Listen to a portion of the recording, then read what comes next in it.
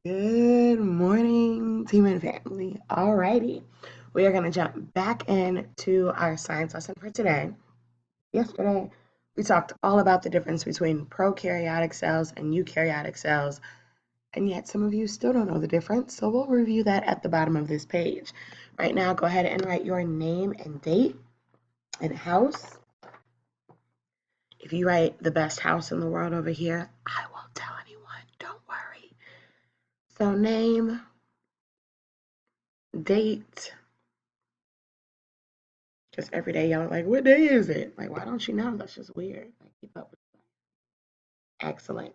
What I want you to do right now is try this page on your own. So you're going to pause the video, look at the word bank, try to fill in all of the blanks on your own. Pause the video right now. No, I'm snitching. Miss Tucker, they're not pausing the video. Okay, excellent. Now you're going to pause it because now I turned around and I'm looking at what you're doing. Excellent. We're going to go over these. Make sure that you make your paper look exactly like mine. Directs all cells' activities, contains DNA. This is the nucleus. Number 2, directions for how to run the cell inside the nucleus is going to be the DNA. Releases the energy stored in food. This is the mitochondria. Storage area for the cell, we know, is the vacuole. Make sure you include these notes on the side. The vacuole is large in the plant cell, small in the animal cell. Contains digestive chemicals that break down waste and worn out cell parts. You should have written lysosome. Number 6, semi-permeable membrane that lets only certain things into and out of the cell. This is the cell membrane. Make sure you include that it's in the plant and animal cell. 7, the rigid wall that protects plant cells and supports the plant cell wall, of course, in the plant cell only. Number 8, traps sunlight for photosynthesis. This is the chloroplast. This is also only found in the plant cell. Let's take a look at the bottom. Traps sunlight for photosynthesis, the chloroplast, also only found in the plant cell. The variable you change, what you're investigating, is the independent variable. We're going to talk more about variables on Friday. 10, the variable you measure is the dependent variable. And things you keep the same is the constant or control variable. And the group with nothing changed, you can compare it to the groups with the independent variable, is the control group. We've got a little bit of space at the bottom. We're going to just jot down a few notes from what we learned yesterday. So we learned about 2 different cells. We have the prokaryotic cell and the eukaryotic cell. Our prokaryotic cell is a complete living organism.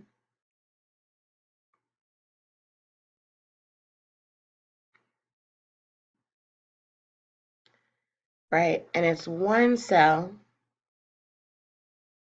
that really has no nucleus,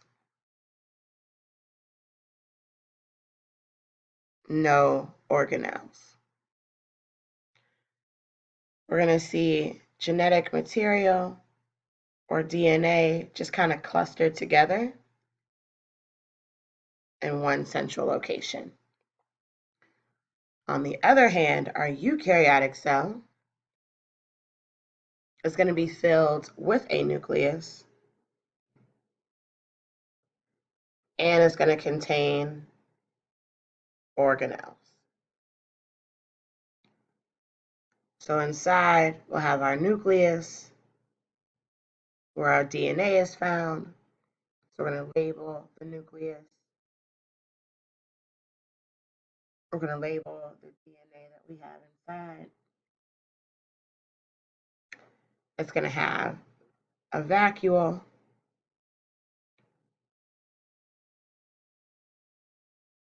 proteins called ribosomes, the energy center, which is the mitochondria,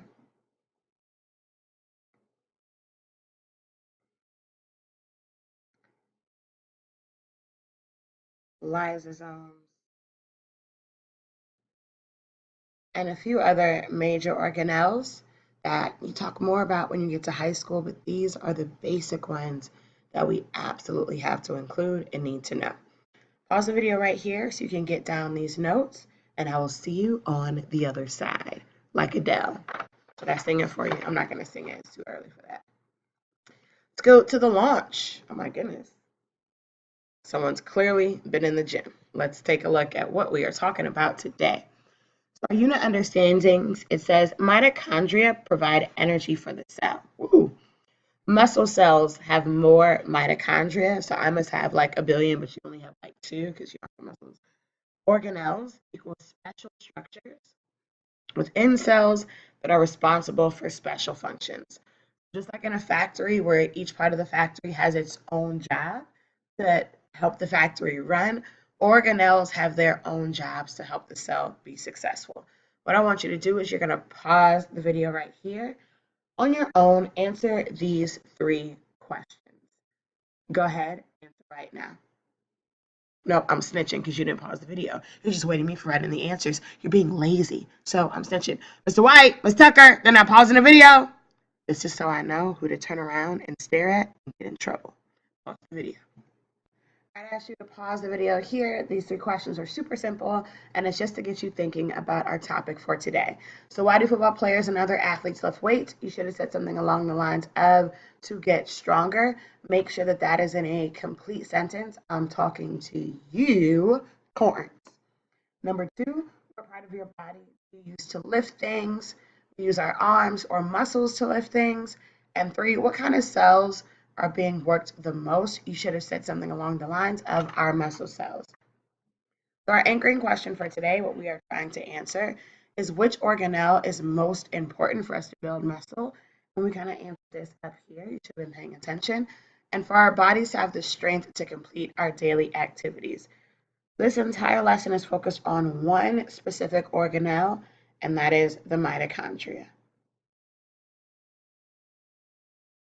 Alrighty, we're going to turn the page. Let's figure out what this mitochondria thing is. Here we go. So exciting. Are you excited, JoJo? I'm excited. Here we go. Time for fitness class. I'm just kidding. Like, we can't go to the, we don't have time for that. Coach Jordan tells the class to start by running laps around the gym. Let's see what happens inside Andre's body. Who's Andre? I don't know. Let's read. Inside his cells, football-shaped organelles called mitochondria are like engines that make energy. Glucose from Andre's digested food and oxygen from his breathing pass through the outer layer of his cells called the cell membrane. So glucose is the sugar stored in food that our cells use to make energy. That's why most times when you eat or after you eat, if you didn't overeat and eat a bag of hot chips, you feel sort of like a burst of energy. You feel that burst of energy because your mitochondria are actually working in your body to release all of the energy, all of the glucose stored in food. These molecules enter the fluid-filled space inside the cell called the cytoplasm, and the mitochondria soak them up and burn them to produce ATP energy that will power Andre's muscles so he can run his laps around the gym. So we've enlarged the mitochondria here, but it's super, super tiny. So if we had our cell, Andre eats, the glucose actually passes through the cell membrane and then it enters into the mitochondria. The mitochondria does all the work to turn this food into ATP energy, and then that is what is released back out. The boss of the cell, called the nucleus, controls both these processes, deciding when to make more energy and when to make more proteins. What you are going to do right now is pause the video, answer questions 1, 2, 3, and 4. Go ahead and pause it right now. Oh, you don't want to pause? Snitching again. Mr. White, Miss Tucker. Probably you, Ramaya, John Kira, just waiting for the answers. Not today, sir. All right, let's take a look. This was super simple, so we're going to review this quick. What are engines that make energy? You should have said the mitochondria. It was right over here. What is the cell membrane? So the cell membrane is a semi-permeable organelle that lets good molecules and gases into the cell. So it is super important that you include the fact that it is semi-permeable. That means some things are actually going to diffuse through into the cell, but some things are going to stay out. What is the cytoplasm? The cytoplasm is the jelly-like substance that contains or holds the organelle. If you've ever had a fruit cup, you see the fruit is like floating inside the jelly or the jello. It looks really weird, but that's how the cytoplasm is, and the fruit would be like the organelles that are living inside of that cytoplasm. What is the boss of the cell? The boss of the cell is the nucleus. The boss's directions are the DNA. All right, go ahead and pause the video here if you need to get those down or you need to adjust your answers. Just like yesterday, at this time, you're going to go ahead and go directly to BrainPop. We have our login information here, our password here. The video we're watching today is muscles. Now, yesterday, a few of you made the critical mistake and you just started copying down what I wrote here. I need you to realize that in order for us to do well on our assessment, you have got to do the work on your own first and check your answers with what I write down. My answers are here as a guide for you to make sure that your final understandings are the right understandings. But I need you to flex your brain muscles right now and do the work on your own. So right now, go ahead and pause the video. You're going to go to brainpop.com.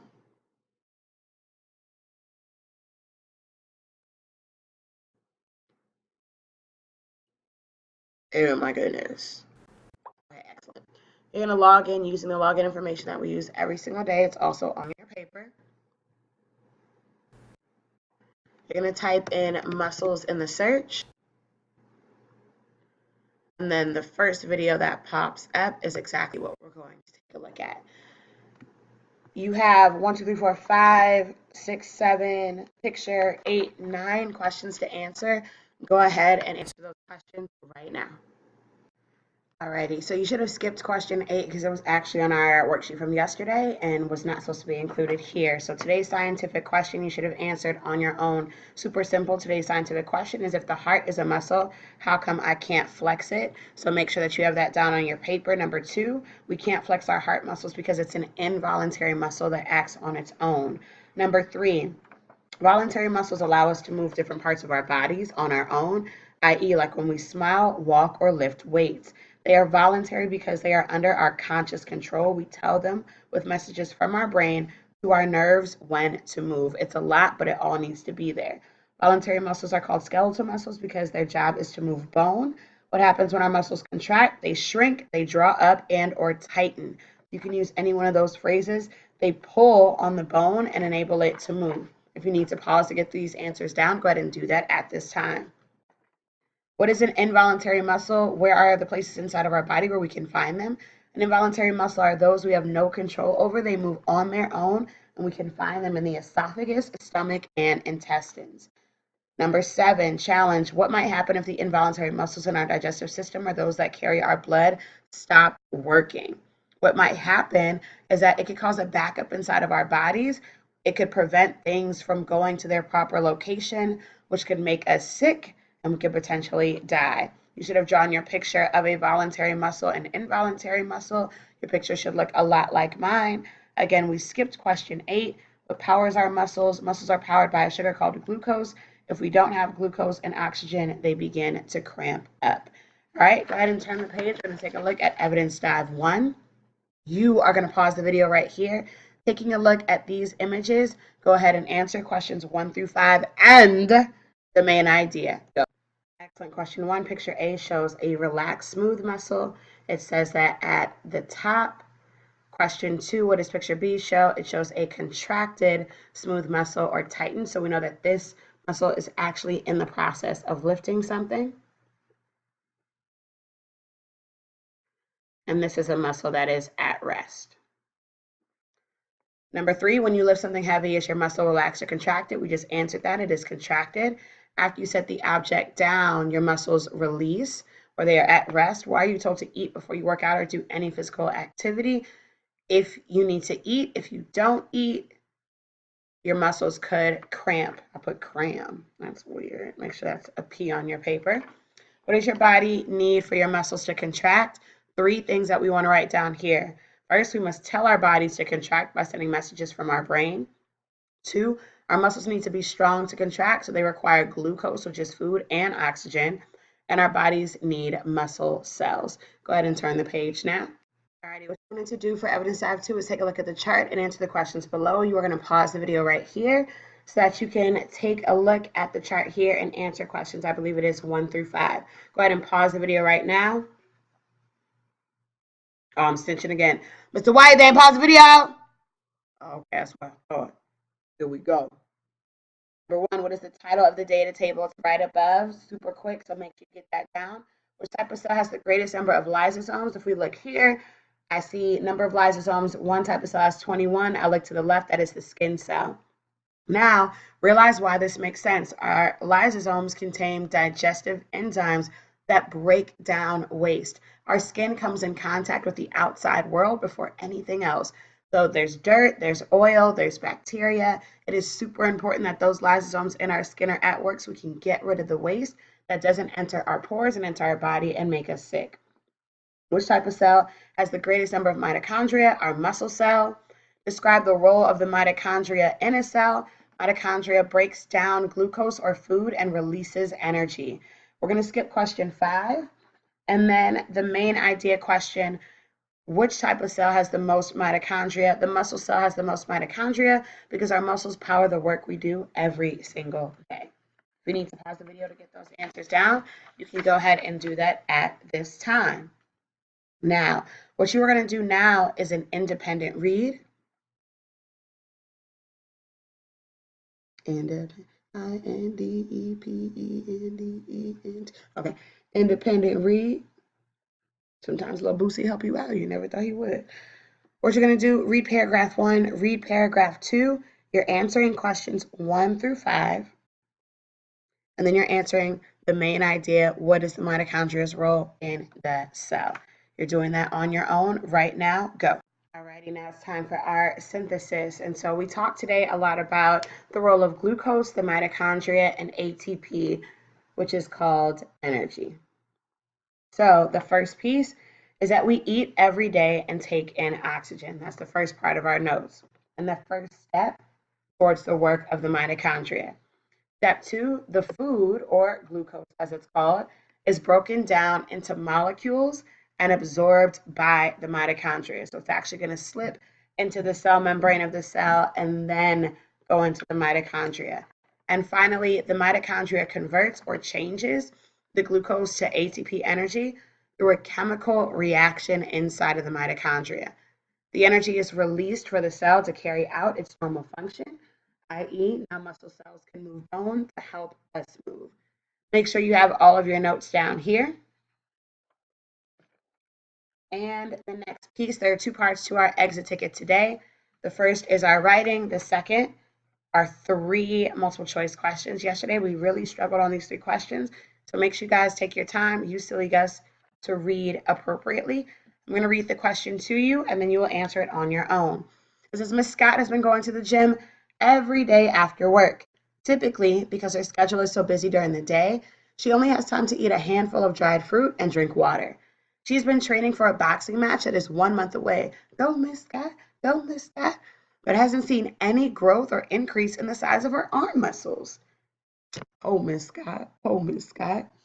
What advice do you have for Miss Scott based on the information we learned today? What role does the mitochondria play in Miss Scott's muscle development? So there are 2 questions. The first question is what advice do you have for Miss Scott to help her grow her muscles? Make sure you pay attention to all of the information up here. As you are making your suggestion, how can she grow her muscles? Because the answer is not just lift more weights. So think carefully and especially consider what we wrote in our synthesis. The next piece is what role does the mitochondria play in Miss Scott's muscle development? So, why does she need her mitochondria in order to grow bigger muscles? Here's our criteria for success and some help down below. You're going to provide a clear reason why Miss Scott's muscles have not grown. You were going to write a suggestion for how Miss Scott can increase her muscle size. And then you are going to explain how the mitochondria works. This should be 1 to 2 sentences because we've been writing it throughout the entire packet today. All right, your exit ticket, your writing here, and the multiple choice should take about 6 minutes or more than that. Once you are done, you're going straight to IXL. Great job today, guys. Super proud of you as always. Love you lots. Love some of you. Some of y'all ugly churn. Okay, bye-bye.